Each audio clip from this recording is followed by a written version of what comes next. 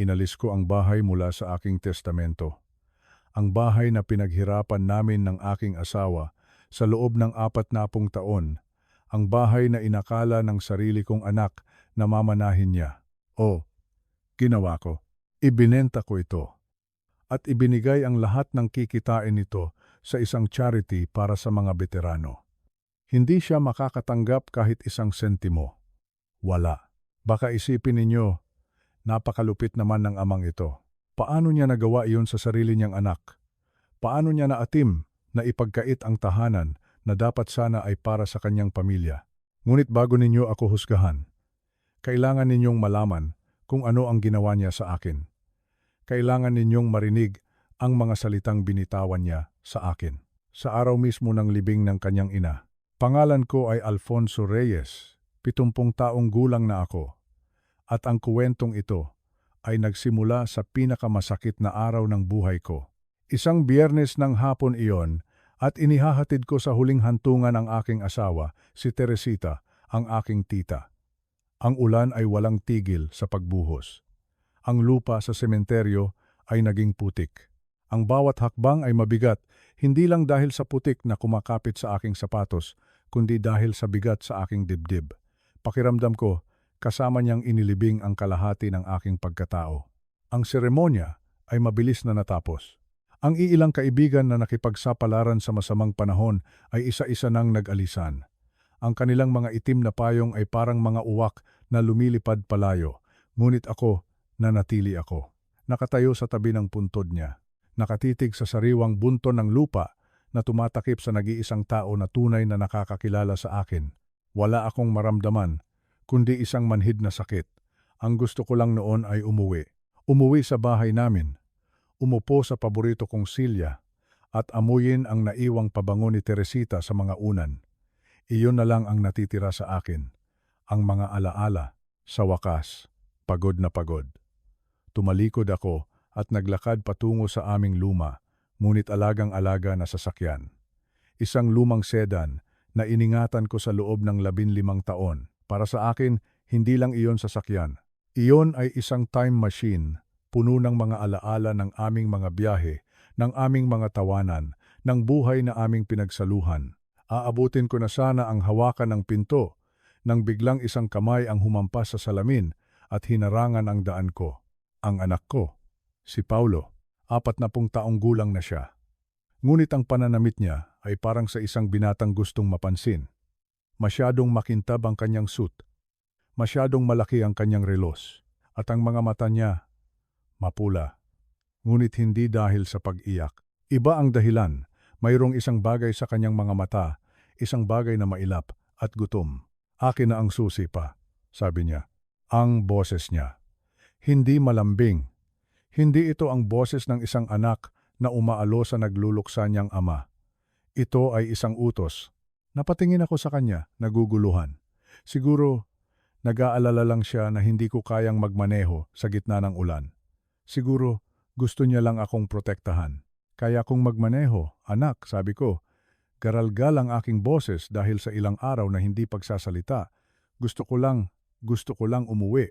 Ngunit ang sagot niya ay parang isang sampal. Hindi mo kaya, sabi niya ng may diin. At sa isang mabilis na kilos, hinablot niya ang mga susi mula sa aking nanlalambot na kamay. Matanda ka na, emosyonal ka, at sa totoo lang, pabigat ka lang. Sumakay ka sa passenger seat. Si Katrina na ang magmamaneho ng kotse mo. Ihahatid kita. Wala na akong nagawa. Ang pagod at pighati ay parang isang mabigat na kumot na bumabalot sa akin, kaya hindi na ako lumaban. Sumakay ako sa mamahaling sasakyan ng aking anak. At doon, sa loob ng sasakyang iyon, doon niya sinabi ang mga salitang sumira sa lahat. Ang mga salitang nagtulak sa akin na gawin ang ginawa ko. Habang umaandar kami palayo sa sementeryo, tumingin siya sa akin sa rearview mirror. Walang bakas ng kalungkutan sa kanyang mukha. Walang bakas ng pag-aalala. Ang nakita ko lang ay kasakiman, kapanatagan, na parabang isang malaking balakid ang naalis sa kanyang daan. At sinabi niya, alam mo pa, sabi niya, na may ngiti sa kanyang mga labi. Mabuti na rin at nangyari ito. Ngayon, malaya na kami. Malaya na ako. Hindi ako makapaniwala sa narinig ko. Ang ibig kong sabihin, pagpapatuloy niya, ay tapos na ang magandang buhay mo. Tapos na ang magandang buhay ko. Iyon. Iyon ang sinabi ng sarili kong anak sa akin wala pang 1 oras matapos naming ilibing ang kanyang ina. Hindi niya sinabing, "Pa, magiging okay din ang lahat." Hindi niya sinabing, "Pa, nandito lang ako para sa iyo." Ang sinabi niya ay tapos na ang lahat para sa akin. Na ako ay isang problema na kailangan na lang hintaying mawala. Na ang buhay ko ay walang halaga kung wala ang kanyang ina. Iyon ang sandaling iyon. Ang sandaling iyon na puno ng kalupitan at kawalan ng utang na loob ang nagbago sa lahat. Iyon ang sandali kung saan ang nagluluksa at mahinang ama ay nagsimulang magplano. Hindi niya alam kung sino ang kanyang kinakalaban. Hindi niya alam na ang matandang lalaki na minamaliit niya ay hindi isang ordinaryong retirado. Hindi niya alam ang mga sikretong itinago ko sa loob ng maraming taon, mga sikretong poprotekta sa akin at wawasak sa kanya. Ang ginawa niya ay hindi lang isang pagkakamali. Ito ay isang deklarasyon ng giyera at sa giyerang ito, sisiguraduhin kong matututunan niya ang isang leksyon na hinding-hindi niya malilimutan. Ito ay hindi paghihiganti. Ito ay pagbibigay ng katarungan. Mananatili siyang walang-wala, walang bahay, walang mana at iyon ay simula pa lamang. Bago tayo magpatuloy, mangyaring mag-subscribe sa channel na ito at sabihin sa amin sa comment section kung saan kayo nanonood sa mga oras na ito. Ang inyong suporta ay malaking bagay para sa amin. Salamat. Inasahan ko na pagkatapos ng sementeryo, uuwi na kami. Uuwi sa bahay na puno ng alaala ni Teresita kung saan maaari akong magluksa ng payapa. Ngunit hindi iyon ang plano ni Paulo. Sa halip na lumiko pa kaliwa papunta sa aming subdivision, lumiko siya pa kanan patungo sa commercial district. Isang malamig na kaba ang gumapang sa aking dibdib. "Saan tayo pupunta, anak?" tanong ko. Habang pinagmamasdan ang mga punong pamilyar sa akin na unti-unting lumalayo, hindi ito ang daan pa uwi. "May dadaanan lang tayo pa," sagot niya. Ang kanyang mga mata ay nakatutok sa kalsada. Ang mga ugat sa kanyang kamay ay kitang-kita habang mahigpit niyang hinahawakan ang manibela. "Kailangan nating dumaan sa bangko." "Bangko?" Kumunot ang noo ko. "Paolo, libing ng nanay mo ngayon. Sabado ngayon. Puwede namang sa Lunes na iyan." "Hindi puwede pa," sabi niya. At sa unang pagkakataon, tumingin siya sa akin. At ang nakita ko sa kanyang mga mata ay nagpatigil sa pagtibok ng aking puso. Walang kalungkutan, walang pagmamahal, tanging lamig at kasakiman. "Nag-iwan si mama ng gulo pa. Mga bayarin sa ospital, gastos sa libing, mga utang na hindi mo alam. Kailangan kong isecure ang joint account natin bago ito i-freeze ng mga nagpapautang. Kailangan mong pirmahan ang transfer authorization ngayon." Napahilig ako sa upuan. Ang isip ko ay tumatakbo. Si Teresita ay napakaingat sa mga bayarin. Mayroon kaming mahusay na insurance at alam ko na walang anumang utang sa ospital dahil ako mismo ang pumirma sa mga tseke gamit ang aking pribadong pondo. Ang pondong walang sinuman ang nakakaalam. Ang pondong itinago ko para sa aming kinabukasan. Ang pondong hindi alam ni Paulo. Nagsisinungaling siya. Nagsisinungaling siya sa akin. Wala pang 1 oras matapos naming ilibing ang kanyang ina. Ang katotohanan iyon ay parang isang punyal na itinarak sa aking puso.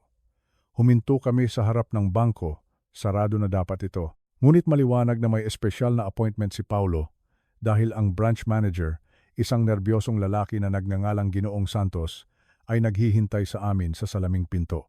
Hinawakan ni Paulo ang aking siko habang kami ay naglalakad papasok. Ang kanyang mga daliri ay bumaon sa aking braso na para bang ako ay isang preso at hindi kanyang ama. "Umupo ka rito," utos niya. Itinuturo ang isang silya sa opisina ni Ginoong Santos. Halatang hindi komportable ang manager. "Ginoong Reyes, nakikiramay po ako sa pagpanaw ng inyong may bahay. Mabuting tao po si Ginang Teresita." "Salamat," mahina kong sabi. Ngunit mabilis na sumingit si Paulo. "Hindi kami naparito para sa pakikiramay, Santos. Naparito kami para sa transfer. Kailangang ilipat ng aking ama ang buong laman ng joint savings at checking account sa aking personal na account. para sa management purposes. Hindi niya kaya ngayon. Tinitigan ko ang aking anak. Ang maskara niya ay tuluyan ng nalaglag. Wala nang bakas ng pagluluksa sa kanyang mukha, tanging ganid na pagnanasa. Paolo, ang account na iyan ay may lamang 2.5 milyong piso, sabi ko. Sinusubukang panatilihing kalmado ang aking boses. Iyon ay perang pinag-ipunan namin ng nanay mo para sa pagpapaayos ng bahay at para sa mga emergency. Hindi mo iyon basta-basta makukuha. Tumawa si Paulo. Isang maikli at mapaklang tawa na parang putok ng baril sa tahimik na bangko. Makukuha? Hindi ko ito kinukuha pa. Sinasalba ko ito. Wala na si Mama. Sa tingin mo ba kaya mong mag-manage ng budget? 40 taon kang nagkukulong sa garahe habang si Mama ang nagbabayad ng mga bill. Nabuhay ka sa kanya, pa. Nagkaroon ka ng magandang buhay dahil binuhat ka niya. Isang apoy ang nag-alab sa aking dibdib. Isang linta. Iyon ang tingin niya sa akin. Inakala niyang ang komportableng buhay na aming tinamasa, ang mga bakasyon, ang bahay na bayad na, ang mga sasakyan, ay nagmula lahat sa sahod ni Teresita bilang isang school librarian. Wala siyang kaalam-alam sa mga kontratang pinasok ko para sa militar. Wala siyang kaalam-alam sa bilyon-bilyong pisong nakalagay sa mga offshore trust.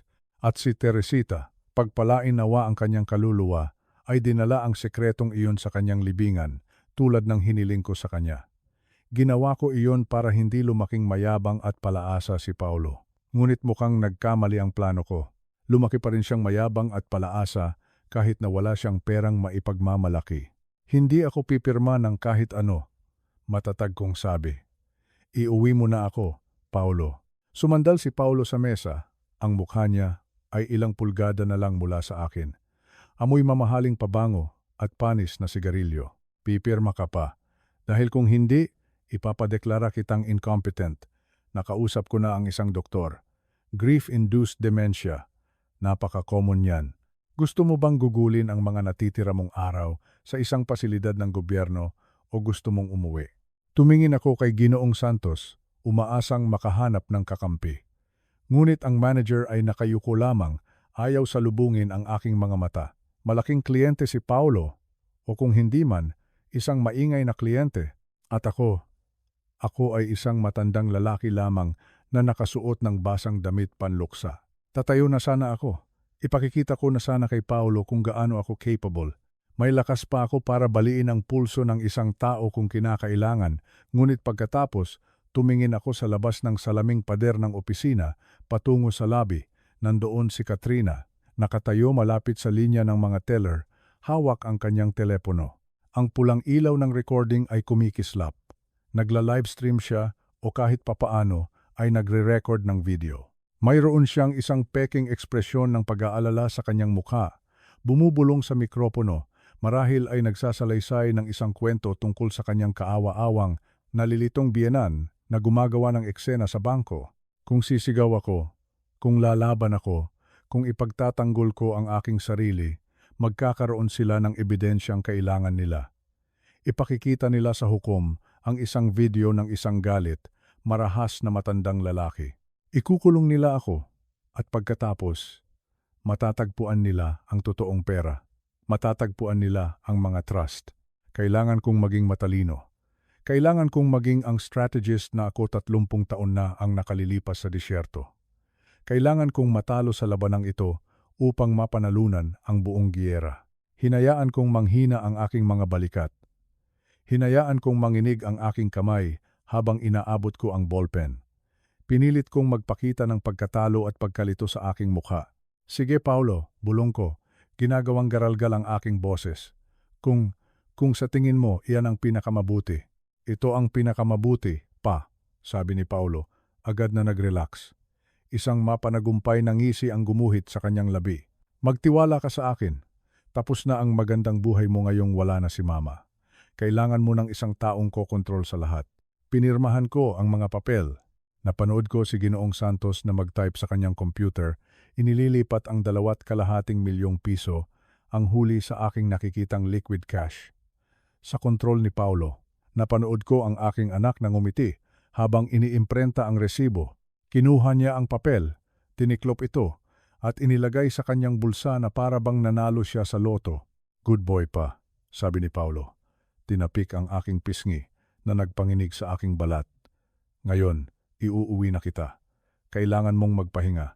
Akyas, naglakad siya palabas ng opisina, mayabang ang tindig. Sumunod ako, mabagal ang paglakad, kinakaladkad ang aking mga paa, ginagampanan ang papel na gusto niyang gampanan ko. Ngunit habang nilalampasan ko si Katrina, na nagbaba ng kanyang telepono na may isang nasisiyahang ngiti, gumawa ako ng isang tahimik na panata. Inakala nilang kinokontrol nila ang isang walang magawang matanda. Inakala nilang hinubaran na nila ako ng aking mga yaman. Ngunit, nagawa lang nila ang pinakamalaking pagkakamali sa kanilang buhay. Nag-imbita sila ng isang lobo sa kanilang bahay at wala silang kaalam-alam na matalas pa rin ang mga pangil nito. Ang biyahe pabalik mula sa bangko ay nakakasakal. Si Paulo ay nagpapatugtog ng malakas na musika habang ako ay nakatitig lamang sa labas ng bintana sa mga pamilyar na tanawin ng aming subdivision. Bawat puno, bawat bahay ay mayroong alaala ni Teresita. 40 taon kaming nanirahan doon. Ngayon, habang tinitingnan ko ito mula sa loob ng mamahaling sasakyan ng aking anak, pakiramdam ko ay nanonood ako ng isang pelikula tungkol sa buhay ng ibang tao. Pagdating namin sa driveway, inaasahan kong makita ang isang tahimik at madilim na bahay, isang lugar para sa pagluluksa. Ngunit sa halip, may isang puting panel van na nakaparada mismo sa damuhan, nag-iwan ng malalalim na marka ng gulong sa hardin na inalagaan ko sa loob ng maraming dekada. Ang pintuan sa harap ay bukas na bukas. Mga estranghero, 2 malalaking lalaki na naka-coverall ang naglalakad palabas. Bitbit ang aking leather na armchair. Ang silyang inuupuan ko tuwing gabi para magbasa. Anong nangyayari rito? Tanong ko, pagbaba ko ng sasakyan. Ang aking mga binti ay parang mabigat, hindi dahil sa katandaan, kundi dahil sa bigat ng araw na iyon. Iyan ang silya ko. Nilampasan ako ni Paulo habang tinitingnan ang kanyang telepono. Nag-aayos lang kami pa, nag-uumpisa ng maglinis, sabi niya. Nagmamadali akong pumasok sa bahay. Sa loob ay isang ganap na kaguluhan. Ang foyer, na laging pinapanatiling malinis ni Teresita, na may isang florera ng sariwang bulaklak, ay puno ng mga kahon. Narinig ko ang isang malakas na kalabog mula sa sala at ang matinis at naguutos na boses ni Katrina. Hindi, iyan ay sa tambak ng basura. Sigaw niya, itinuturo ang isang salansan ng mga lumang plaka. Ang mga plaka ni Teresita, ang mga plakang sinasayaw namin noon sa kusina. Katrina, hindi iyan basura. Sabi ko, nanginginig ang mga kamay sa galit na pilit kong pinipigilan. Lumingon siya. May hawak siyang clipboard, nagche-check ng mga bagay-bagay na parang isang warehouse manager. Ay pa, nakabalik na pala kayo. Tignan nyo, nagde-declutter lang kami. Kung gusto nating maibenta ang lugar na ito sa pinakamataas na presyo, kailangan nating i-stage, i-modernize, walang personalan pa. Pero itong mga lumang gamit, alam mo na, amoy matanda. Ibenta ang bahay. Paulit-ulit kong sinabi ang mga salitang iyon sa aking isip. Hindi pa nga natin nababasa ang huling habilin. Hindi niyo pwedeng ibenta ang bahay ko. Bahay ni Mama yan, pagtatama ni Paulo na pumasok sa likuran ko. At dahil wala siyang iniwang tiyak na habilin tungkol sa property, mapupunta ito sa probate, pero bilang kanyang next of kin, kami ang mga administrator. Ginagawa namin ito para sa iyo pa. Inilagay niya ang isang kamay sa aking balikat, mabigat at mapagmataas. Hindi ka pwedeng manirahan dito mag-isa. Masyadong malaki. Masyadong maraming hagdan. Ililipat ka namin sa Paraiso Gardens. Alam mo ba iyon? Ang 5-star facility sa kabilang bayan. May heated pool, gourmet meals. Parang resort. Pero kailangan ng pera pa. Kailangan nating i-renovate ang itaas, ibenta ang bahay at gamitin ang kikitain para sa iyong golden years. Tumingin ako mula kay Paulo patungo kay Katrina. Ang kanilang mga mata ay walang emosyon, nagsisinungaling sila. Alam ko ang tungkol sa Paraiso Gardens. Alam ko ang gastos dahil tiningnan ko iyon para kay Teresita noong siya ay nagkasakit. Nagkakahalaga iyon ng ₱250,000 bawat buwan. Dahil bayad na ang bahay na ito, maaari itong maibenta sa halagang ₱25,000,000. Sapat na iyon para sa ilang taon, siguro, pero pagkatapos noon, At bakit kailangang magmadali? Bakit ngayon? Saan ako matutulog? Tanong ko. Nakatingin sa bakanteng espasyo kung saan dating nakalagay ang aking mga kasangkapan. Nag-ayos kami ng isang lugar para sa iyo, sabi ni Katrina. Itinuturo ang pasilyo. Pansamantala lang, siyempre, hanggang sa matapos namin ang mga renovation sa itaas. Dinala niya ako. Hindi sa guest room, hindi sa study, kundi sa pinto sa ilalim ng hagdanan. Ang pinto ng basement, ang aming bodega. Tinitigan ko ang puting pintuan. Gusto ninyong manatili ako sa bodega? Fully finished naman iyan pa, sabi ni Paulo. Tinutulak ako pasulong. Pribado, tahimik, magkakaroon ka ng sarili mong espasyo para magluksa. Binuksan ko ang pinto, at ang amoy ang unang sumalubong sa akin. Amoy ng mamasamasang lupa, amag, at ang amoy ng mga bagay na nakalimutan na. Bumaba ako sa mga kahoy na hagdan. Nag-flicker ang isang bumbilya, nagbibigay ng mahaba at malupit na anino. Hindi ito fully finished. Ito ay isang imbakan. Itinulak nila ang mga lumang dekorasyon ng Pasko at mga sirang appliances sa isang tabi upang magkaroon ng maliit na espasyo sa gitna. Doon, sa malamig na sahig na semento, nakalatag ang isang lumang kutsyon, hindi kama, kutsyon lang. May isang tumpok ng mga kumot na hindi magkapares na nakapatong dito. Sa tabi nito ay 3 kahon ng karton na may nakasulat na pangalan ko. Ito na iyon? Tanong ko. Ang boses ko ay umalingaw-ngaw sa malamig na pader. Dito ako matutulog? Cozy naman, di ba? Sabi ni Katrina mula sa itaas ng hagdan. Ayaw bumaba. Parang maliit na apartment. At tignan mo, ibinaba na namin ang mga gamit mo. Lumapit ako sa mga kahon. Isa sa mga ito ay tumagilid, at ang laman ay kumalat sa maruming sahig. Napigil ang aking hininga. Iyon ang aking shadow box, basag ang salamin, at nakakalat sa semento ang aking mga medalya, ang Bronze Star, ang mga commendation para sa logistics support sa mga operasyon, ang mga service ribbon, nakahandusay ang mga ito doon, nag-iipon ng alikabok sa tabi ng isang patay na ipis. Lumuhod ako. Kinuha ko ang Bronze Star. Malamig ang metal sa aking balat. 30 taon na ang nakalilipas. Nasa isang tolda ako sa gitna ng isang sandstorm, nag-oorganisa ng mga supply line para sa 3,000 sundalo habang bumabagsak ang mga bomba sa malapit. Natulog ako sa isang kot na amoy diesel at pawis. Kinain ko ang mga pagkaing militar na lasang tisa. Tiniis ko ang init na kayang tunawin ng goma sa iyong bota at ang lamig na nanunuot sa iyong mga buto sa gabi. Ginawa ko iyon dahil may trabaho akong dapat gawin. Ginawa ko iyon dahil matatag ako. Tumingala ako sa aking anak na nakatayo sa paanan ng hagdan. Mukha siyang malambot. Ang kanyang mga kamay ay manicured. Ang kanyang suit ay walang gusot. Hindi niya naranasan ang isang tunay na araw ng kahirapan sa kanyang buhay dahil pinrotektahan ko siya mula rito. Nagtayo ako ng pader ng pera at kaginhawaan sa paligid niya. At ngayon, ginagamit niya ang kaginhawaang iyon para ilibing ako. Dahan-dahan akong tumayo. Isinilid ang medalya sa aking bulsa. Ang aking likod ay bahagyang tumuwid. Ang aking mga mata ay luminaw. Ang pighati ay naroon pa rin, isang mabigat na bato sa aking sikmura. Ngunit sa paligid nito, isang malamig at matigas na determinasyon ang nabubuo. Sige, Paulo, sabi ko, walang emosyon ang aking boses. Naiintindihan ko. Mabuti, sabi ni Paulo, mukhang gumaan ang loob na hindi ako lumalaban. Mag-o-order kami ng pizza sa itaas. Bababaan kita ng isang slice mamaya. Magpahinga ka na, pa. Umakyat siya sa hagdan. Narinig kong may sinabi si Katrina sa kanya sa itaas at pagkatapos ay nagsara ang pinto. Tumayo ako sa katahimikan ng bodega, nakikinig, at pagkatapos ay narinig ko ito. Ang tunog na hindi mapagkakamalan, ang metal na tunog ng isang deadbolt. Nilak nila ang pinto. Lumapit ako sa hagdan at sinubukan ang doorknob. Umiikot ito, ngunit hindi bumubukas ang pinto. Nakalock mula sa labas. Hindi ako isang panauhin.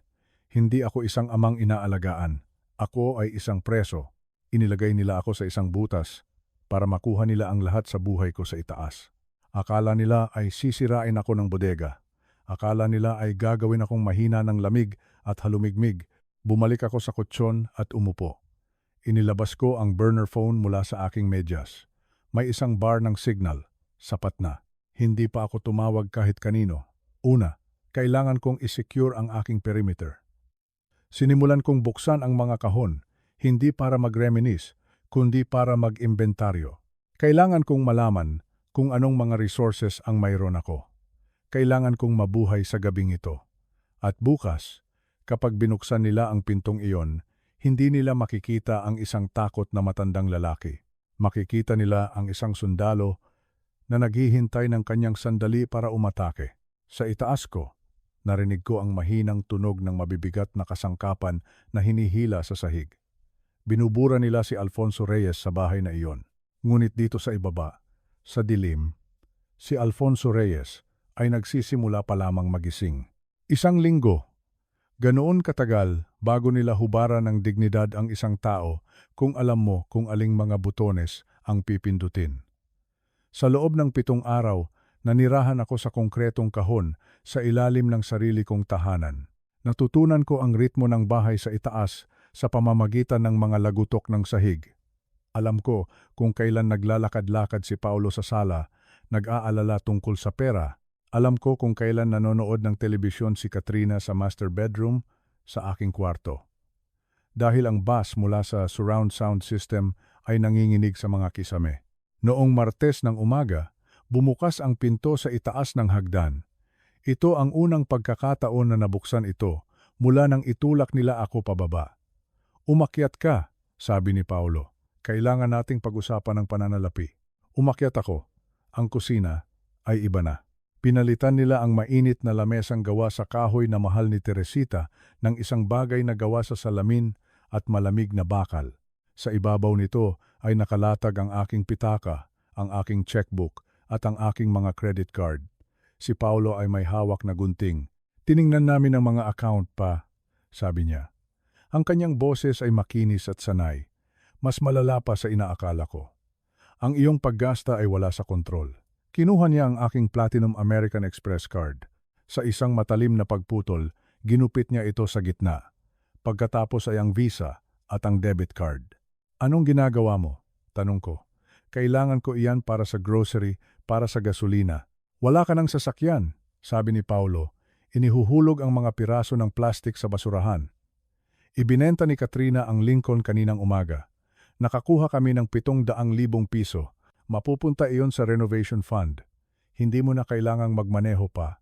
"Saan ka naman pupunta?" Naramdaman ko ang isang sakit sa aking dibdib. Ang kotseng iyon ang huling lugar kung saan ko tunay na naramdaman ang aking sarili. Ngayon, wala na ito. Tungkol naman sa pagkain, sabat ni Katrina na pumasok sa kusina. "Napagpasyahan namin na masyadong mapanganib para sa iyo na gamitin ang kusina. Iniwan mong bukas ang kalan noong nakaraang buwan. Naaalala mo?" "Hindi ko naaalala dahil hindi iyon nangyari." Isa itong kasinungalingan, isang gaslighting para itulak ako lalo sa sulok ng pagiging incompetent. Kumuha si Paulo ng isang malutong na 1,000 pisong papel mula sa kanyang bulsa. Inilagay niya ito sa salaming mesa. "Ito ang allowance mo para sa linggong ito," sabi niya. 1,000 piso, sakto na iyan para sa iyong pagkain at mga gamit. Ang sari-sari store sa kanto ay may lahat ng kailangan mo. Sandwich, sopas, mga simpleng bagay. 1,000 piso. Tinitigan ko ang pera. Katumbas iyon ng wala pang 150 piso bawat araw. Tumingin ako sa aking anak. Maaari ko sanang abutin siya at sakalin. Maaari ko sanang sabihin sa kanya ang tungkol sa 2.5 bilyong piso na nakaupo sa Reyes Holdings Trust Fund. Ngunit nakita ko ang telepono ni Katrina sa counter. Ang lente ng kamera ay nakatutok sa akin. Pinupukaw nila ako. Gusto nilang sumabog ako. Kinuha ko ang pera. "Salamat, Paulo," sabi ko. "Pagkakasayahin ko ito." Lumabas ako bago pa nila ako malak muli sa bodega. Ang paglalakad papunta sa sari-sari store ay 1 milya ang haba. Nagkalkula ako sa aking isipan. Isang supot ng pandesal, 20 piso. Isang lata ng corned beef, 50 piso. Isang garapon ng peanut butter, 80 piso. Nagko-compute ako sa aking isip. Ino-optimize ang calories bawat piso. Katulad ng ginagawa ko noon kapag nagpaplano ng rasyon para sa isang platoon na naputulan ng supply. Isa itong kasanayan na hindi ko akalaing gagamitin ko para pakainin ang aking sarili sa isang subdivision sa Pilipinas. Habang papaliko ako pabalik sa aming kalye, Narinig ko ang ugong ng isang makina, isang Porsche 911, isang makinang pula na kumikinang sa sikat ng araw, isang makinang nagkakahalaga ng 7 milyong piso. Bumaba si Paolo mula sa driver's seat, tumatawa sa kanyang telepono. Nakita niya ako. Nakita niya ang kanyang ama na nakatayo sa init, hawak ang isang plastic bag ng kahirapan habang siya ay nakatayo sa tabi ng isang monumento ng karangyaan. Ngunit ang hiya ay hindi nagtagal. Ngumiti siya. Investment pa, sigaw niya. Kailangan mong magmukhang matagumpay para makabenta ng matagumpay. Hindi ako nagsalita. Nilampasan ko lang siya, pumasok sa bahay at dumiretso sa bodega. Ikinulong ko ang aking sarili. Sa dilim, umupo ako sa aking kutsyon at kumain ng peanut butter sandwich. Lasang kusot. Ngunit habang ngumunguya ako, tumingala ako sa kisame. Ang bodega ay hindi pa tapos, na nangangahulugang nakalantad ang mga ductwork, mga tubo ng galvanized steel na dumadaloy na parang mga ugat sa buong bahay, nagdadala ng init at air conditioning sa mga silid sa itaas, at tunog. Naalala ko ang isang trick mula sa barracks. Kung ilalagay mo ang iyong tainga sa main intake vent, maririnig mo ang mga bulong mula sa 3 silid ang layo. Nagpatong-patong ako ng mga kahon at umakyat hanggang sa maging ka-level ko ang main vent. Idinikit ko ang aking tainga sa malamig na metal. Narinig ko ang mga yabag. Si Katrina, pagkatapos ay mas malambot na mga hakbang. Si Paolo. Nasa sala sila, direkta sa itaas ng intake. Nakita ba niya ang kotse? Tanong ni Katrina. Ang kanyang boses ay medyo malata ngunit malinaw. Oo, sagot ni Paolo. Tinitigan niya ito na parang asong nakatingin sa buto. Nakakaawa. Kaya ba nating bayaran ang mga hulog, Paolo? Ang lease ay 150,000 piso bawat buwan. Huwag kang mag-alala, babe, sabi ni Paolo. Nakausap ko na ang mga taong pinagkakautangan ko ng pera. Sinabi ko sa kanila na magkakaroon ako ng pera nila bago magpasko. At magkakaroon ako dahil humihina na ang matanda. Pinanood ko siyang maglakad kanina. Hila-hila na niya ang mga paa niya. Mahina na siya. Magtiwala ka sa akin, Katrina. Hindi siya aabot sa tag-ulan. Ginagawa lang ng kalikasan ang trabaho nito. Tinutulungan lang natin ito ng kaunti. Bumaba ako mula sa mga kahon. Ang puso ko ay kumakabog ng malakas. Hindi lang sila naghihintay na mamatay ako. Pinupustahan nila ito. Mayroon silang timeline. Tag-ulan. 3 buwan mula ngayon. Naalala ko ang aking gamot. Mayroon akong mild arrhythmia na ilang taon ko nang nami-manage gamit ang pang-araw-araw na tableta. Inabot ko ang pill organizer na magiliw na ni-refill ni Paolo para sa akin kaninang umaga. Kinuha na rin niya ang kontrol sa aking mga reseta. Binuksan ko ang compartment para sa Martes. Isang maliit na puting tableta ang gumulong sa aking palad. Kumunot ang noo ko. Ang aking gamot sa puso ay isang bilog na dilaw na tableta. Itinaas ko ito sa ilaw ng nag-iisang bumbilya. Mayroon itong code na nakastamp dito. Hindi ko kailangan ng internet. Alam ko ang mga pill code. Hindi ito para sa puso. Ito ay tramadol. Isang painkiller, isang sedative, at sa mataas na dosis para sa isang matandang lalaki na may kondisyon sa puso. Maaari nitong pigilan ang respiratory function. Maaari itong magdulot ng pagkalito, pagkahilo, pagkahapo. Ginagaya nito ang mga sintomas ng demensya. Kung iinumin ko ito, magiging sukol-sukol ako. Magiging garalgal ang aking pananalita. Magmumukha akong eksakto sa ulyanin, incompetent na matandang lalaki na inaangkin nilang ako. At kung umatake ang puso ko, wala akong proteksyon. Hindi lang nila ako ginugutom. Nilalaso nila ako. Tinitigan ko ang puting tableta sa aking kamay. Isang sandatang kemikal. Hindi ko ito itinapon. Masyadong halata iyon. Kinuha ko ang aking panyo, maingat na binalot ang tableta at isiniksik ito sa loob ng aking shadow box sa likod ng isang medalya. Ebidensya. Humiga ako sa kutsyon. Ipinikit ko ang aking mga mata at sinimulang kontrolin ang aking paghinga. Gusto nilang matulog ako. Gusto nilang masedate ako. Kaya bibigyan ko sila ng isang palabas. Magkukunwari akong nahihilo kapag bumaba sila. Magkukunwari akong garalgal magsalita. Hahayaan ko silang isipin na gumagana ang kanilang maliit na puting tableta.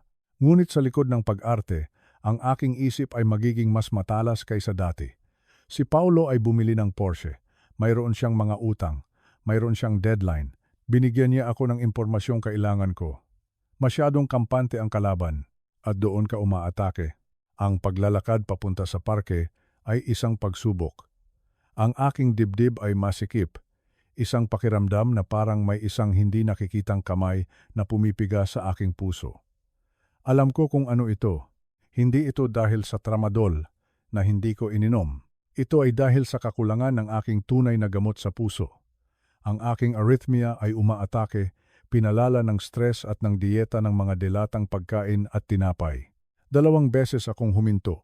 Nagkukunwaring hinahangaan ang mga halaman ng kapitbahay para lang makahinga ng hindi nagmumukhang mahina. Ang parke ng lungsod, ang tanging lugar na pinapayagan akong puntahan. Pinayagan ito ni Paulo dahil libre ito at inilalayo ako sa bahay habang may mga potensyal na mamimili na dumarating. Ang perpektong takip para sa isang matandang lalaki na walang layuning naglalakad-lakad sa mga tuyong dahon. Nahanap ko ang aking karaniwang upuan malapit sa lawa ng mga pato. Nakatago ito, ngunit may malinaw na tanawin sa pasukan. Tactical positioning. Ang mga lumang gawi ay mahirap kalimutan. Umupo ako ng mabigat. Nagdilim ang aking paningin. Huminga ako ng malalim, pinipilit na pabagalin ang tibok ng aking puso. Isang batang ina ang nagtulak ng stroller at dumaan sa harap ko. Ngumiti siya, isang maikli at mapagkunwaring ngiti ng awa. Nakita niya ang isang mahinang senior citizen, marahil ay nalilito, marahil ay nawawala. Hindi niya nakita ang isang lalaking dating nag-oorganisa ng mga supply drop para sa buong batalyon. Ipinikit ko ang aking mga mata saglit. Pagdilat ko, may isang lalaki na nakaupo sa kabilang dulo ng bangko, mukha siyang ordinaryong corporate employee. Naka-charcoal suit, malinis na puting damit, makintab na sapatos, may hawak siyang nakatuping diaryo. Nakatingin siya sa malayo. Hindi siya tumingin sa akin. Ngunit kilala ko siya. Hindi sa pangalan, kundi sa uri. Siya ay private security. Alam ko ito sa paraan ng kanyang pagupo. Tuwid ang likod, mga kamay ay relax ngunit handa. "Huwag niyo po akong tignan, sir," sabi ng lalaki. Ang kanyang boses ay mahina at pantay. "Patuloy lang po kayong manood ng mga pato." Natigilan ako. Ang puso ko ay lumaktaw ng isang mapanganib na tibok. "Sino ka?" "Ang pangalan ko po ay Ben," sabi niya.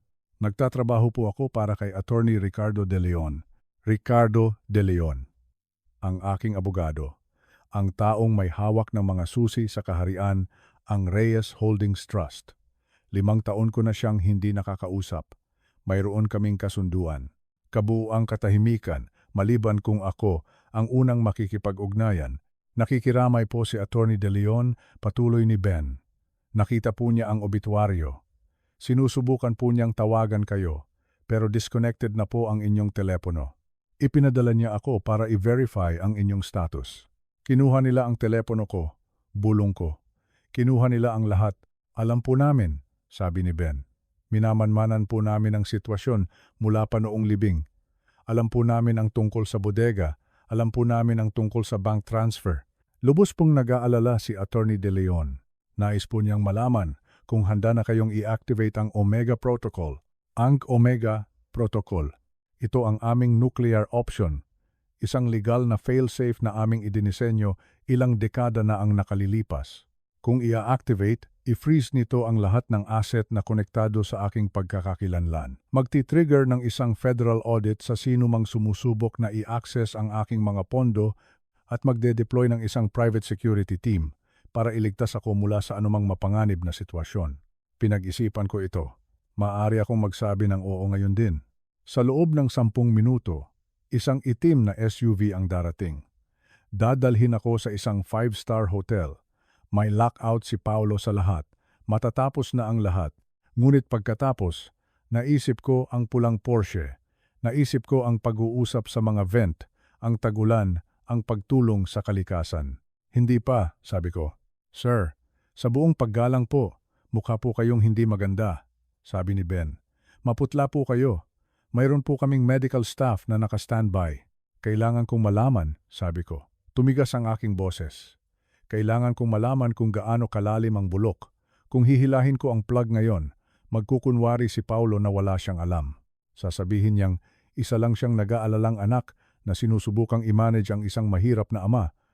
Makakatakas siya. Kailangan kong hayaan siyang gumawa ng mas malaking pagkakamali. Kailangan kong ipakita niya ng buo ang kanyang kamay. Inilipat ni Ben ang diaryo sa bangko patungo sa akin. Sa loob po ng sports section, mayroong isang telepono. Bulong niya. Untraceable. Ang battery life ay 2 linggo. Nakaprogram na po ang direct line ni Attorney De Leon. Itago niyo po itong mabuti. Kung hindi po kayo makapag-check-in, darating po kami. Walang tanong-tanong. Inilagay ko ang aking kamay sa diaryo. Salamat. May isa pa pong bagay, sir, sabi ni Ben. At sa unang pagkakataon, nawala ang profesional na tono sa kanyang boses. Nag-aalala ito. Nagpatakbo po si Attorney De Leon ng background check sa financials ng inyong anak. Hindi lang po ito kasakiman, sir. Desperasyon na po ito. Anong ibig mong sabihin? May utang po si Paulo. Malaking pera. Sa sindikato ng mga Velasco, 120 milyong piso. Mga utang sa sugal at masamang crypto investments. Ang interes po ay tumutubo araw-araw. Naramdaman ko ang isang malamig na kilabot. Ang sindikato ng mga Velasco. Hindi sila mga simpleng loan shark. Sila ay mga berdugo. Hindi niya ibebenta ang bahay para ilagay kayo sa isang nursing home, sabi ni Ben. Kailangan niya ang pera para bayaran ang utang. Hanggang katapusan na lang po ng buwan ang palugit niya bago sila magsimulang kumuha ng mga piyesa. Ang deadline, Pasko. Ngayon, lahat ay nagkaroon ng kahulugan. Ang pagmamadaling magbenta, ang gutom. Hindi lang niya sinusubukang nakawin ang aking pera, sinusubukan niyang bilhin ang kanyang buhay gamit ito. At ako? Tanong ko. Overhead lang po kayo, sir. Isang gastos na hindi niya kayang bayaran. Ang implikasyon ay nakabitin sa hangin. Hindi lang ako isang abala. Ako ay isang hadlang sa pananalapi. Hanggat ako ay buhay. Hanggat kailangan ko ng pangangalaga, kinakain ko ang pera na kailangan niya para iligtas ang kanyang sarili. Kaya niya pinalitan ang mga gamot. Sinusubukan niyang magdulot ng isang natural na cardiac event. Sir, sabi ni Ben, tumayo. I-activate niyo na po ang protocol. Tapusin na po natin ito. Hindi, sabi ko, tumingala sa kanya. Hindi pa. Akala niya isa akong ulyanin. Akala niya biktima ako. Kung aatake ako ngayon, wala siyang matututunan. Kailangan niyang maniwala na nanalo na siya. Kailangan niyang maramdaman ang pera sa kanyang mga kamay. At pagkatapos, kapag akala niya ay ligtas na siya, kukunin ko ang lahat. Mapanganib po iyan, sir. Nakaligtas ako sa Fallujah, anak. Sabi ko, nagtama ang aming mga mata. Kaya kong malampasan ang sarili kong anak. Tumango si Ben ng isang beses, 1 kilos ng paggalang. Mag-ingat po kayo, sir. Tumalikod siya at naglakad palayo. Naiwan akong mag-isa sa bangko. 120 milyong piso. Ipinagbili ng aking anak ang kanyang kaluluwa para sa ganoong halaga at handa niyang ipagbili ang aking buhay para tubusin ito. Binuksan ko ang diaryo. Sa loob, nakatape sa isang advertisement ay isang maliit na itim na telepono. Inilagay ko ito sa aking baywang, sa ilalim ng aking damit. Tumayo ako. Muli akong nahilo. Ngunit sa pagkakataong ito, tinanggap ko ito. Hayaan silang makita akong naglalakad ng pasuray-suray. Hayaan silang makita akong mahina. Hayaan si Paulo na isipin na gumagana ang kanyang plano. Naglakad ako, pabalik patungo sa bahay. Patungo sa bodega. Patungo sa anak na nagnanais na ako'y mamatay. Naglalakad ako papasok sa isang bitag. Alam ko iyon. Ngunit hindi alam ni Paulo na ang dagang nahuli niya ay siya palang naglalagay ng pain. Ang amoy ng pritong bacon, iyon ang unang sumalubong sa akin nang buksan nila ang pinto ng bodega kinaumagahan. Hindi iyon ang murang bacon na karaniwan nilang kinakain. Ito ay ang makapal na hiwa, ang hickory smoked na klase na inihahanda ni Teresita tuwing linggo ng umaga. Ang amoy ay gumapang pababa sa hagdan. Isang huwad na pangako ng kabaitan sa malamig at mamasa-masang hangin ng aking bilangguan. Nakatayo si Paulo sa itaas ng hagdan, nakasuot ng polo shirt at khaki pants, sinusubukang magmukhang isang kagalang-galang na padre de pamilya sa halip na isang taong nanloob sa pribadong journal ng kanyang ama. 5 oras lamang ang nakalipas. Magandang umaga, pa, bati niya. Masigla ang kanyang boses. Halika, umakyat ka. Nagluto si Katrina ng almusal. Naisip namin na magkaroon tayo ng isang masayang family meal. Umakyat ako ng dahan-dahan, hinahawakan ang rehas gamit ang isang kamay na sinadya kong panginginigin.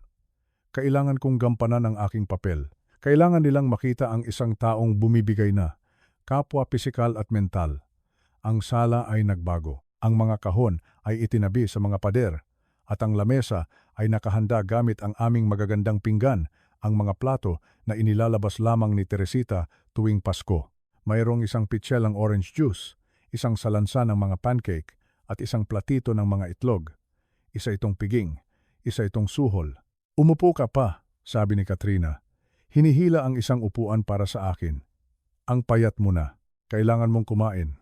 Umupo ako. Napakabigat ng kanilang mga titig. Inilagay ni Katrina ang isang makapal na salansan ng mga papel sa tabi ng aking plato. Nakahanap kami ng isang magandang health insurance plan para sa iyo, sabi ni Katrina ngumingiti. Ito ang VIP package para sa Paraiso Gardens. Sakop nito ang lahat.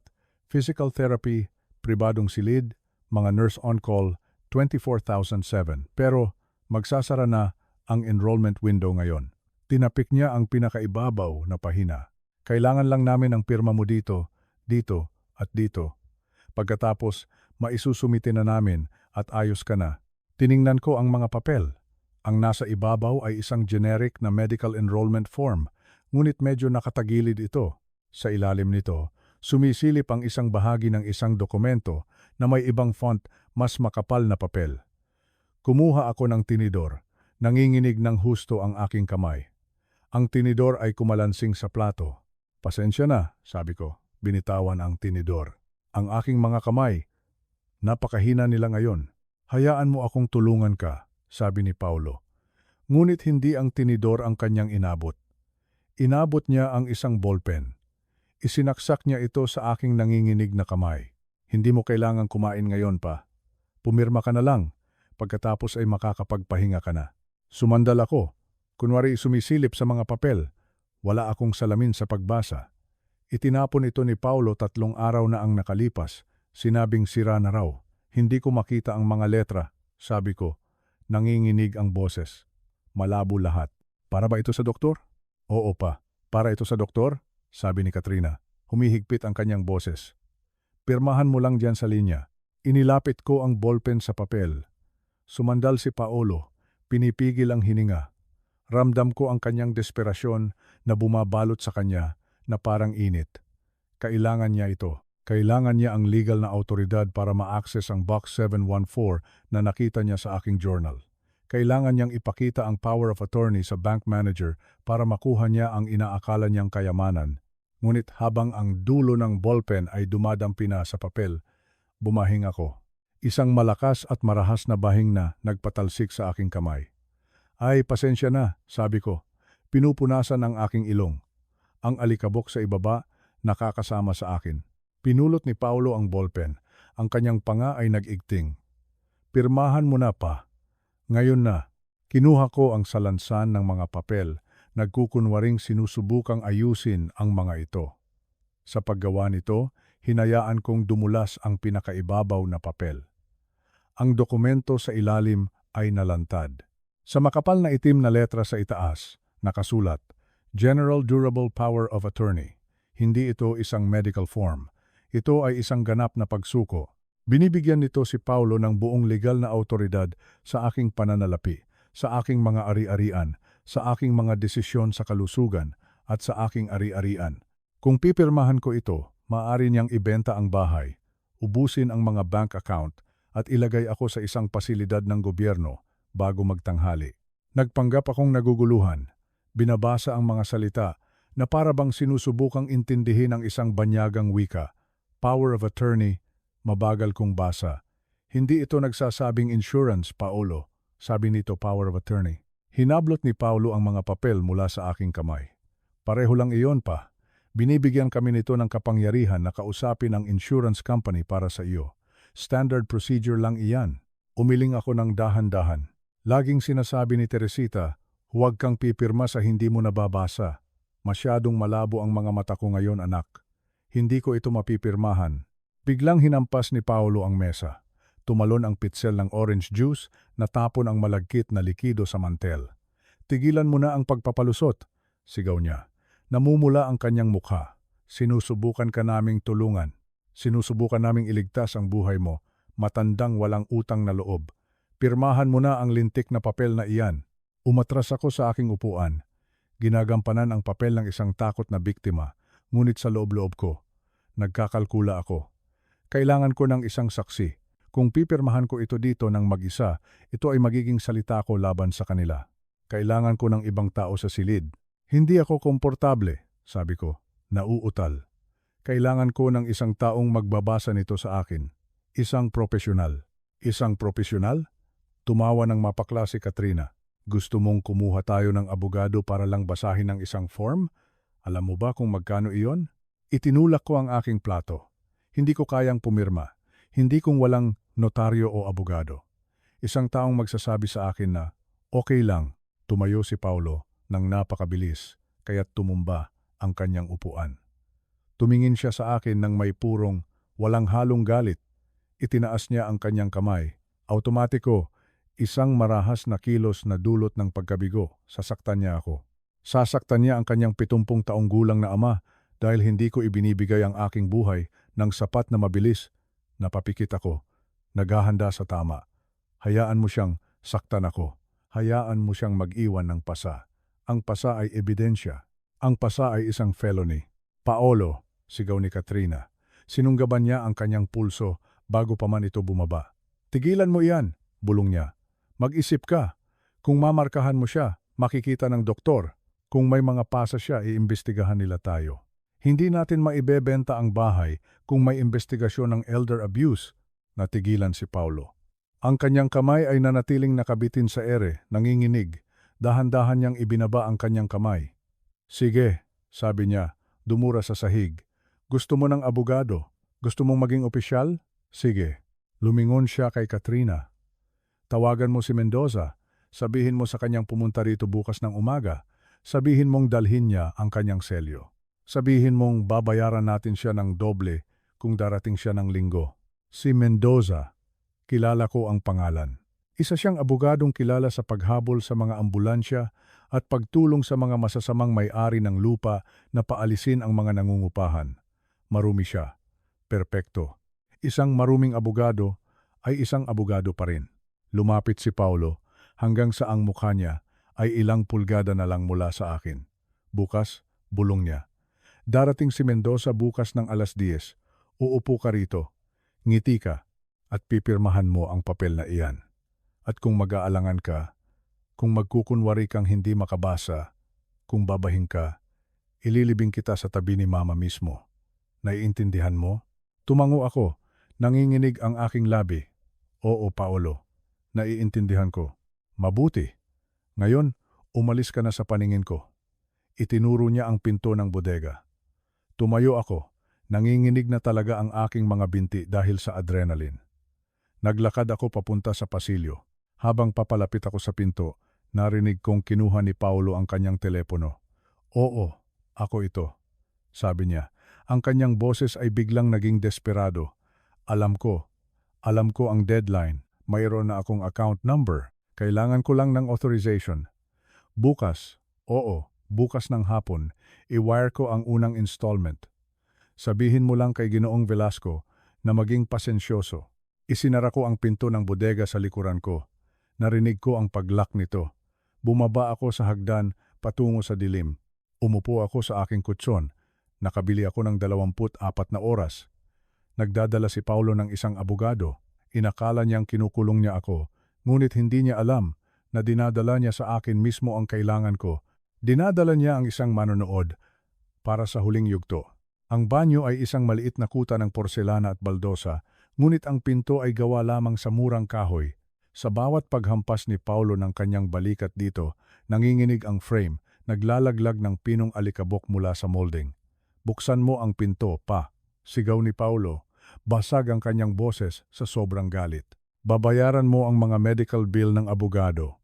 Babayaran mo ang lahat. Umupo ako sa gilid ng bathtub, hindi pinapansin ang pag-atake sa pinto. Ang aking mga kamay ay matatag habang hawak ko ang burner phone. Muli itong nag-vibrate. Hindi isang text sa pagkakataong ito, kundi isang email notification. Ang subject, Reyes, P. Full Dossier. Priority read. Galing ito sa team ni Attorney De Leon. Binuksan ko ito. Inaasahan kong makita ang mga utang sa sugal, mga marker ng loan shark, ang magulo at desperadong financial footprint ng isang taong namumuhay ng higit sa kanyang kakayahan. Ang nakita ko ay mas malala pa. Ito ay isang flowchart, isang komplikadong web ng mga shell company, Peking LLC, at mga offshore account. Sa gitna nito ay ang pangalan ng aking anak. Si Paolo ay hindi lamang isang sugarol, isa siyang mandaragit. Nag-scroll ako pababa, binabasa ang buod na isinulat sa tuyo at klinikal na wika ng isang forensic accountant. Ang subject ay ang pangunahing arkitekto ng Horizon Equity Partners, isang mapanlinlang na real estate investment trust, isang Ponzi scheme. Ang aking anak ay nagbebenta ng mga multong ari-arian.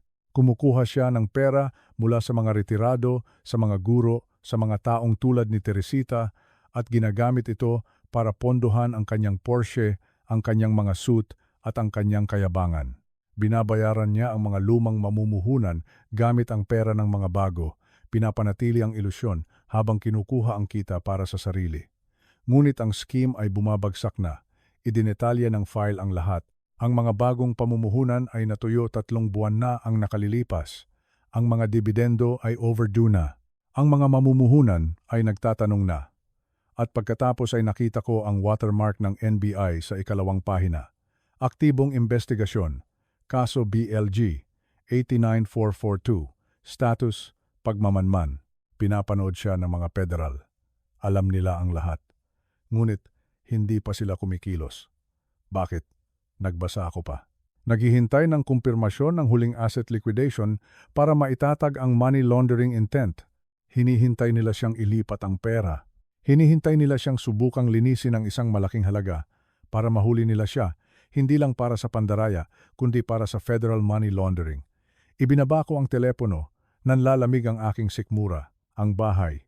Hindi niya ibebenta ang bahay para bayaran ang sindikato ng Velasco para iligtas ang kanyang buhay. Iyon ay kasinungalingan o kalahating katotohanan lamang. Ibebenta niya ang bahay para lumikha ng isang malinis na pinagmumulan ng pondo. Kailangan niya ng isang lehitimong transaksyon para ihalo ang kanyang maruming pera. Gagamitin niya ang pagbebenta ng bahay ng kanyang yumaong ina para linisin ang perang ninakaw niya sa mga inosenteng tao. Gagamitin niya ako bilang kanyang mule. Tumingin ako sa pinto kung saan kasalukuyang sinisipa ni Paulo ang lock. 40 taon kong inakala na ang aking anak ay malambot. Inakala kong tamad siya, mayabang, medyo makasarili. Gumawa ako ng mga dahilan para sa kanya. Sinisi ko ang aking sarili sa sobrang pagtatrabaho. Sinisi ko ang lipunan. Sinisi ko ang mga paaralan. Ngunit hindi siya malambot, bulok siya. Isa siyang profesional na kriminal. Tumingin siya sa aking mga mata sa libing ng kanyang ina at kinakalkula kung magkano ang halaga ng aking pagluluksa. Tiningnan niya ang aking mga medalya, ang aking serbisyo, ang aking buhay, at wala siyang nakita kundi isang liquidity event. Isang luha ang pumatak mula sa aking mata, mainit at puno ng galit. Hindi para sa akin, para kay Teresita. Labis siyang minahal nito. Ipinagtanggol niya siya sa tuwing sinusubukan kong maging mahigpit. Hinahanap pa lang niya ang kanyang sarili, Alfonso. Madalas niyang sabihin, may mabuti siyang puso. Namatay siyang naniniwala roon. Salamat sa Diyos at namatay siyang naniniwala roon. Pinunasan ko ang luha. Iyon na ang huli. Ang amang gumagawa ng mga dahilan ay wala na. Ang asawang nagpapanatili ng kapayapaan ay wala na. Dito sa banyong ito, nakatitig sa nagniningning na ebidensya ng moral na pagkabangkarote ng aking anak, tanging ang kontratista na lamang ang natitira. At alam ng kontratista kung paano harapin ang isang compromised asset. Hindi mo ito inaayos. Hindi mo ito sinasalba. Neutralize mo ito. Narinig ko ang isang lagutok. Ang kahoy sa paligid ng lock ay nabiyak. Isa pang sipa at makakapasok na siya. Tumayo ako. Ibinulsa ko muli ang telepono. Ibinutones ko ang aking suit. Tiningnan ko ang aking refleksyon sa salamin. Mukha akong pagod, oo. Pero ang takot ay wala na. Hindi na ako takot sa kanya. Hindi ka natatakot sa isang taong isa ng naglalakad na bangkay. Naaawa ka lang sa kanya, huminto sandali ang paghampas. Narinig ko ang mabigat na paghinga sa kabilang panig. Ito na iyon pa, sabi ni Paulo. Humihingal. Huling pagkakataon. Buksan mo ang pinto at pirmahan ang digital copy sa telepono ko. O papasok ako diyan at kakaladkarin kita palabas. Expiring and overtons of the Tanalize, hindi ako pipirma, Paolo, sabi ko, kalmado ang aking boses na tumatagos sa kahoy. At alam mo kung bakit? Dahil bagsak na ang Horizon Equity Partners. Katahimikan. Ganap na katahimikan sa kabilang panig ng pinto. Anong sinabi mo? Bulong ni Paolo. Alam ko ang tungkol sa mga investor, Paolo, patuloy ko. Alam ko ang tungkol sa mga phantom condos sa Florida. Alam ko ang tungkol sa NBI surveillance team na sinusubaybayan ang iyong IP address sa loob ng 6 na buwan. Well, and then narinig ko ang isang tunog na parang isang nasugatang hayop, isang hininga ng purong takot. Sino ang nagsabi sa iyo niyan? Sigaw niya. Sino ang mga kinakausap mo? Hindi na mahalaga iyon, sabi ko. Tapos na. Luto na ang laro, anak, at talo ka. Isang mahaba at mabigat na katahimikan ang namayani. Inisip ko siya na nakatayo doon, gumuho ang kanyang mundo. Nabunyag ang kanyang mga kasinungalingan. Ngunit minaliit ko ang kanyang desperasyon. Ang isang daga na na-corner ay hindi nagmamakaawa. Kumakagat ito. Hinampas niya ang pinto ng may puwersa na yumanig sa mga pader. Akala mo alam mo? Umunggol siya. Akala mo mapipigilan mo ako. Hindi ako mapupunta sa bilangguan dahil sa iyo. Hindi mawawala sa akin ang lahat dahil lang nagpasya kang magkaroon ng paninindigan sa edad na 70. Crack! Sumuko ang frame ng pinto. Bumukas ang pinto, marahas na tumama sa bathtub. Nakatayo si Paolo sa pintuan.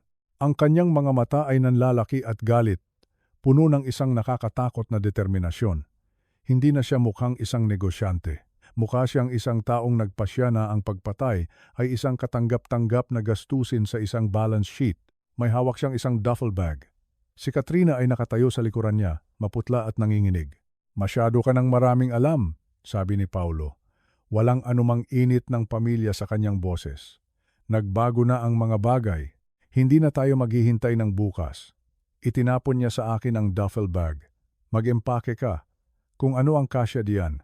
Aalis ka na ngayon. Saan tayo pupunta? Tanong ko. Sa isang lugar na tahimik, sabi ni Paolo, humakbang papasok sa banyo. Hinawakan niya ang aking braso, bumaon ang kanyang mga daliri. Isang lugar kung saan walang nagtatanong. Isang lugar kung saan maaari kang mabulok ng hindi nakikipag-usap sa mga federal. Tumatakbo na ang sasakyan, Paolo, bulong ni Katrina mula sa pasilyo. Kailangan na nating umalis. Tumahimik ka. Sigaw ni Paolo pabalik. Nambobola lang siya. Isa lang siyang matandang may malaking bibig. Hinila niya ako pasulong. Galaw, matanda, sabi niya. Tinutulak ako patungo sa pinto. Narito na ang iyong sundo. At sa pagkakataong ito, one-way ticket na. Tiningnan ko siya sa huling pagkakataon. Hinanap ko ang batang tinuruan kong magbisikleta. Hinanap ko ang tinedyer na tinuruan kong mag-ahit. Wala na siya roon. Tanging isang kriminal na kailangang itapon ng isang saksi. Sige, mahina kong sabi. Handa na ako. Hindi ang biyahe ang tinutukoy ko. Ang katapusan. Inakala niyang dinadala niya ako sa aking kapahamakan. Hindi niya alam na dinadala niya ako sa kanyang sariling pagbitay. Ang biyahe ay tahimik sa una, maliban sa ugong ng mga gulong sa aspalto at sa nagmamadaling pagtapik ng mga daliri ni Paolo sa manibela. Nakaupo ako sa likurang upuan ng inupahang van. Pinagmamasdan ang likod ng ulo ng aking anak. Masyado siyang mabilis magpatakbo, sumisingit sa trapiko na may desperasyon ng isang taong iniisip na matatakasan niya ang sarili niyang anino. Ang mga pamilyar na tanawin ng aming subdivision ay matagal nang naiwan. Ang tanawin sa labas ay nagbago mula sa mga komportableng kalye patungo sa malawak na highway at pagkatapos ay sa mga malungkot na industrial park at nakalimutang mga strip mall sa gilid ng county. Alam ko ang rutang ito. Nagmapa ako ng mga supply lines sa mas masahol na lupain kaysa rito. Papunta kami sa mga latian, ang lugar kung saan itinatapon ng lungsod ang lahat ng ayaw na nitong tingnan. Lumingon si Katrina sa akin mula sa upuan ng pasahero. Ang takot na ipinakita niya sa bahay ay tumigas at naging isang pangit na kayabangan. Akala niya ay nakatakas na sila. Akala niya ang problema ay nakaupo na sa likurang upuan, nakakulong at neutralisado. Magugustuhan mo ang lugar na ito pa, sabi niya. Ang kanyang boses ay puno ng peking kasiglahan. Tahimik doon, sa probinsya. Marami kang magiging kaibigan na kausap, mga kaedad mo. Huminto siya, naghihintay ng reaksyon. Nang hindi ako sumagot, ngumisi siya. Huwag mo na lang isiping tawagan kami, dagdag niya. Tumalas ang kanyang tono. Magpapalit kami ng numero ngayong gabi at huwag kang susubok na sumulat. Ang koryo sa mga lugar na iyon ay hindi maaasahan.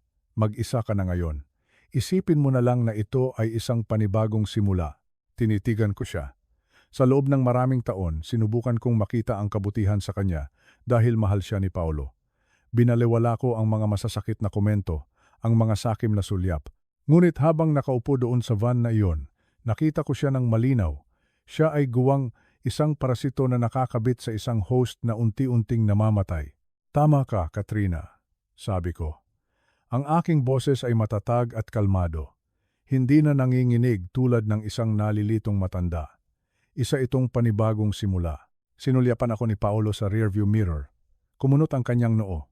Naramdaman niya ang pagbabago, ang biglaang kawalan ng takot, ngunit masyadong magulo ang kanyang isip sa takot para iproseso ito.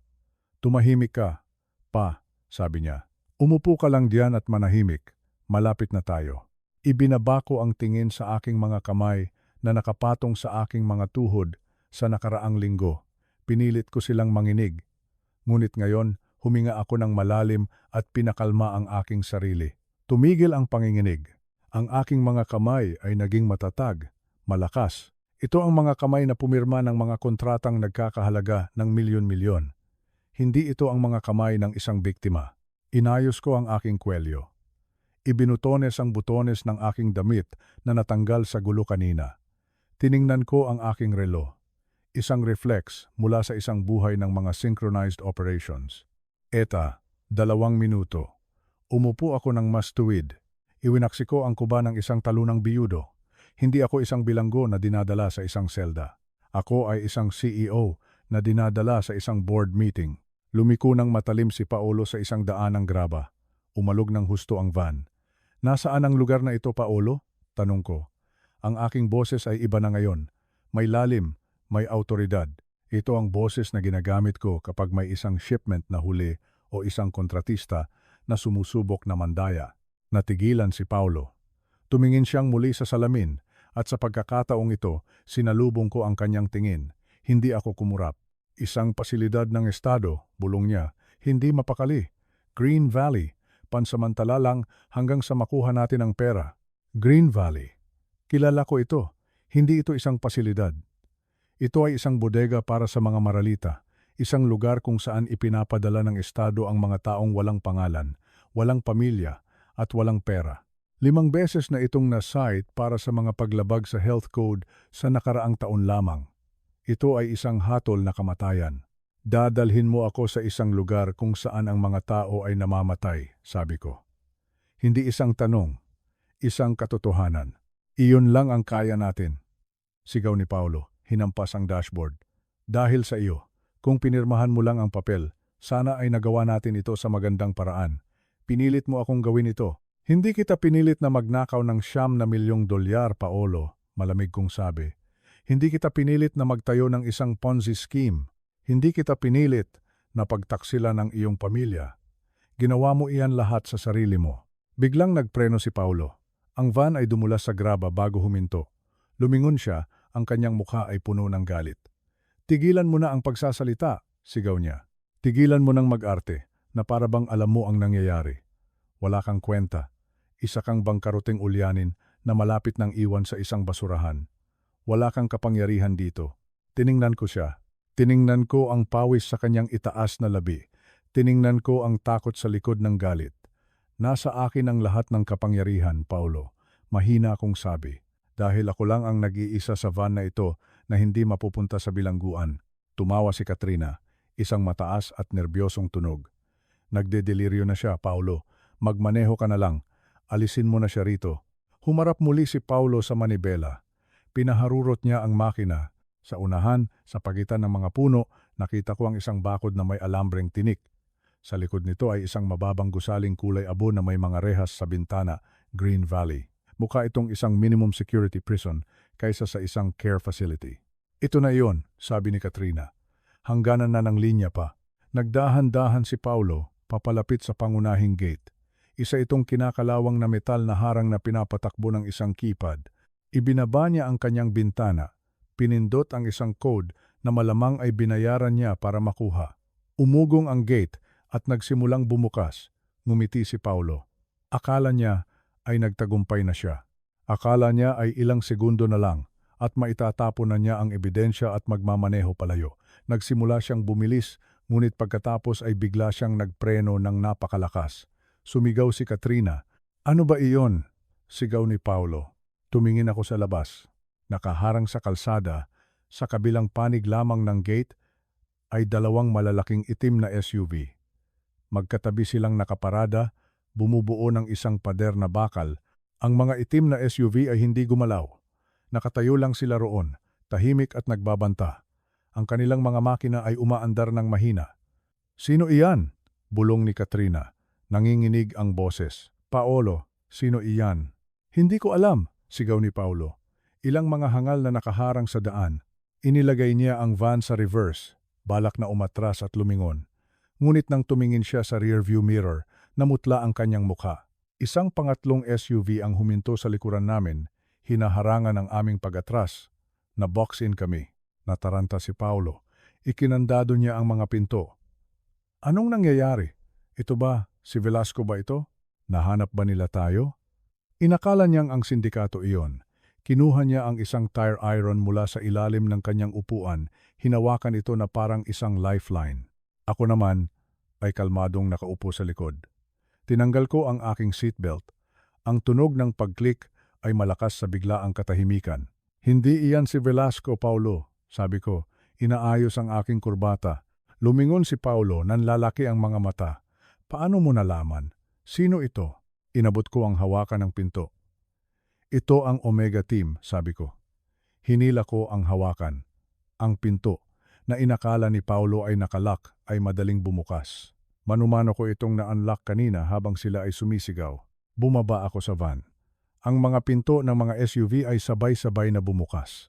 Mga lalaking naka-tactical gear ang lumabas. Hindi nila itinaas ang kanilang mga baril, ngunit ang kanilang mga kamay ay malapit sa kanilang mga holster. Mula sa nangungunang SUV, isang lalaking nakasuit ang lumabas. Mas matanda, may pilak na buhok, at tindig na naguutos ng respeto. Si Attorney Ricardo De Leon. At sa tabi niya, matangkad at nakakatakot, ay si Ben. Lumabas si Paulo mula sa driver's side. Iwinawasiwas ang tire iron. Lumayo kayo, sigaw niya. Ako ay. Huminto siya. Tiningnan niya ang mga lalaking nakapaligid sa kanya. Tiningnan niya ang mga SUV. At pagkatapos ay tumingin siya sa akin, nakatayo ng mahinahon sa tabi ng bukas na pinto ng van, hindi na ang mahinang matandang lalaki na akala niya ay kilala niya. Pa, bulong niya. Pagkalito ay nakikipaglaban sa takot. Ano? Ano ito? Tiningnan ko ang aking anak. Tiningnan ko ang lalaking sumubok na ilibing ako. Ito, sabi ko, malinaw na umalingaw-ngaw ang aking boses sa katahimikan. Ito ang katapusan ng magandang buhay mo, Paolo. Tumango ako kay Ben. I-secure sila, utos ko. Ang alikabok ng graba ay dahan-dahang tumahimik sa paligid. Si Jason ay nanatiling nakatayo. Ang tire iron ay nakabitin sa kanyang kamay. Ang sheriff ng county, si Sheriff Miller, ay lumabas mula sa likod ng nangungunang sasakyan. Binitawan ni Paulo ang tire iron. Ano ang ibig sabihin nito? Sigaw niya. Hindi niyo pwedeng harangan ang daan. Nasa gitna kami ng isang family emergency. Ang aking ama ay may medical episode. Lumapit si Attorney De Leon. Walang medical episode, Ginoong Reyes, sabi niya. Ang kanyang boses ay makinis. At ito ay hindi isang care facility. Ito ay isang tambakan. At hindi mo nadadalhin ang iyong ama kahit saan, kailanman. Sino ka?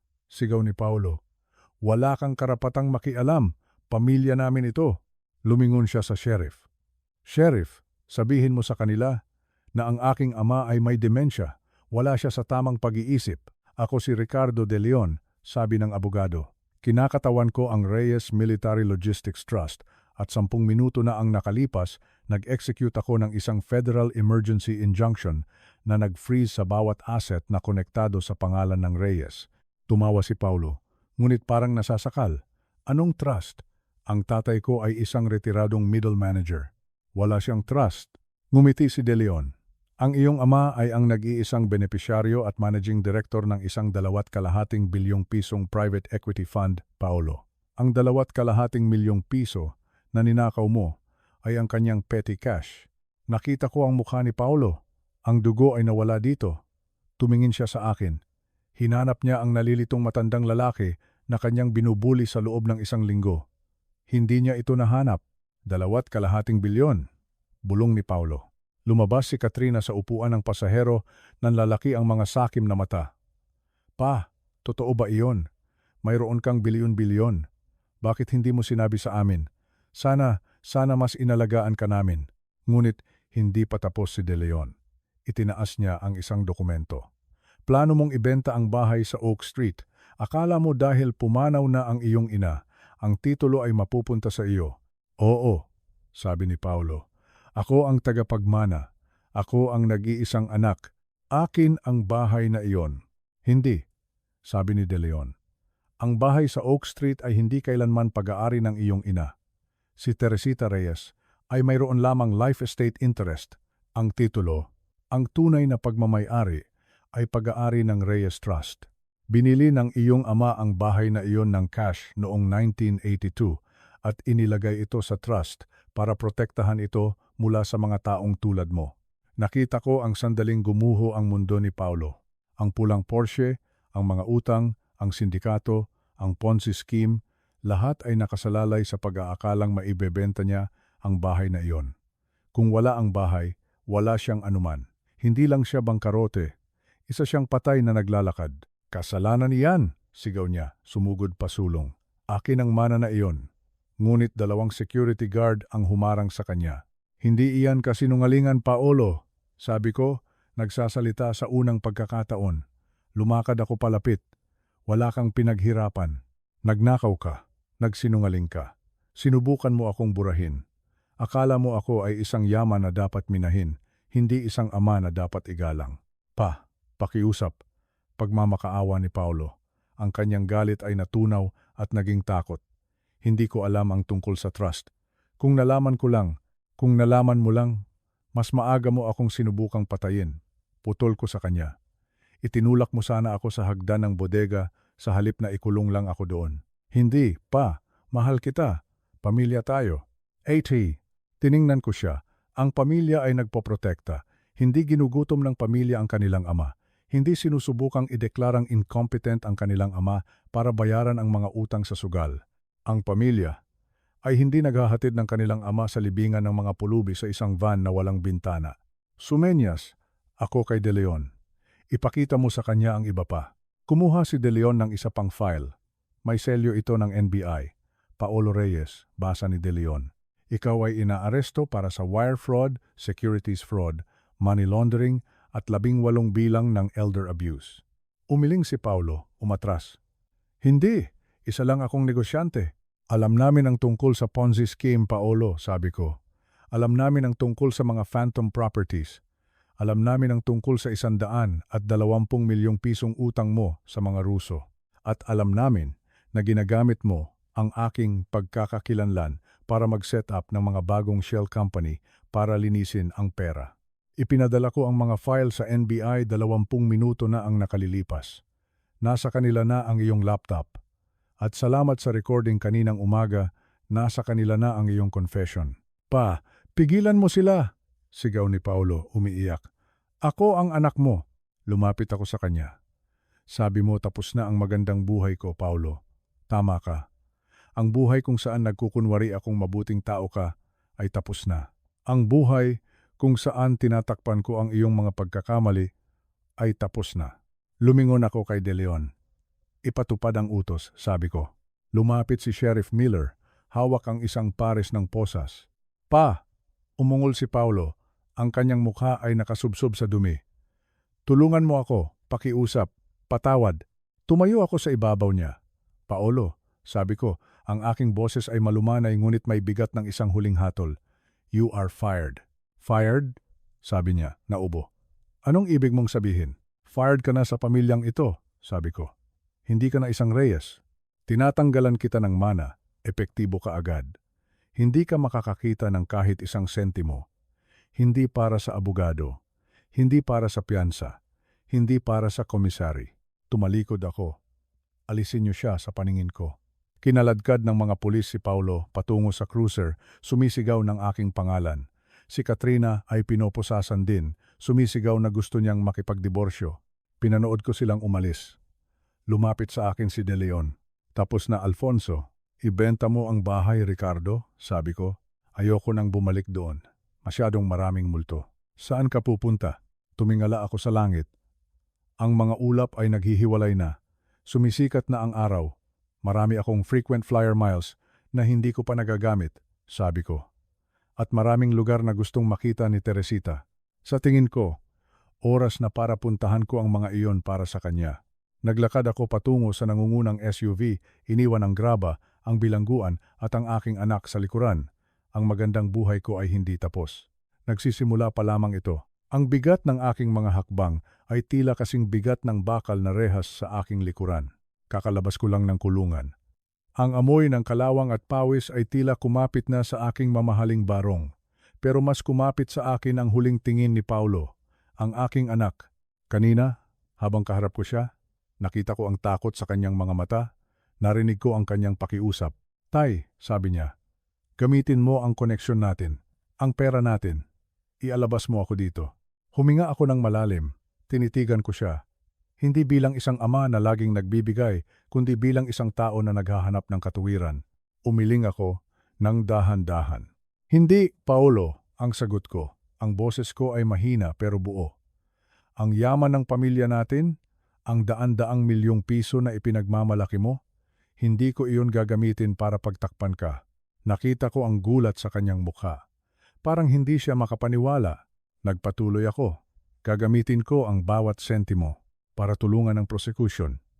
Gagamitin ko ang pera para sa mga biktima mo, para makamit nila ang hustisya na matagal mo nang ipinagkait. Masakit. Diyos ko, napakasakit. Ang itakwil ang sarili mong dugo ay parang paghiwa sa sariling laman, pero kailangan itong mangyari para sa kanya at para sa akin. Iniwan ko siya doon. Wala nang lingunan. Paglabas ko ng presinto, dumiretso ako sa aming mansyon, ang bahay na saksi sa aming pag-angat at pagbagsak. Pero ngayon, iba na ang itsura nito. Tahimik. Walang laman. Naibenta ko na ang lahat. Ang lupa, ang mga sasakyan, ang mga mamahaling gamit. Lahat ng iyon ay naging pondo na para sa kawanggawa. Ibinigay ko sa mga ampunan, sa mga home for the aged, sa mga simbahan na nangangailangan ng tulong.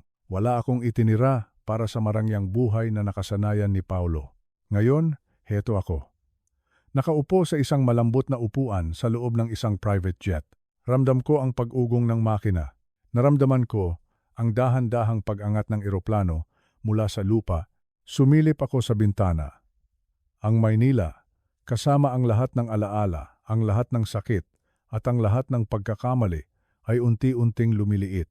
Paliit ng paliit hanggang sa maging parang mga tuldok na lang ng ilaw. Napapikit ako. Sa unang pagkakataon sa loob ng mahabang panahon, maluwag ang aking paghinga. Wala na ang bigat sa dibdib ko. Matanda na ako. Lampas 70 na ang aking edad. Marami ang magsasabi na huli na para magbago, huli na para magsimula ulit, pero nagkakamali sila. Inayos ko ang aking upuan. Kinuha ko ang baso ng tubig at uminom ng kaunti. Ang kayamanan ay hindi nasusukat sa dami ng pera sa bangko o lawak ng lupain sa probinsya. Ang tunay na yaman ay ang katahimikan ng loob. At sa wakas, hawak ko na ito, paalam sa mapait na kahapon. Nakangiti ako habang pinagmamasdan ang mga ulap. Handa na ako. Handa na akong salubungin ang bago, payapa at totoong magandang buhay.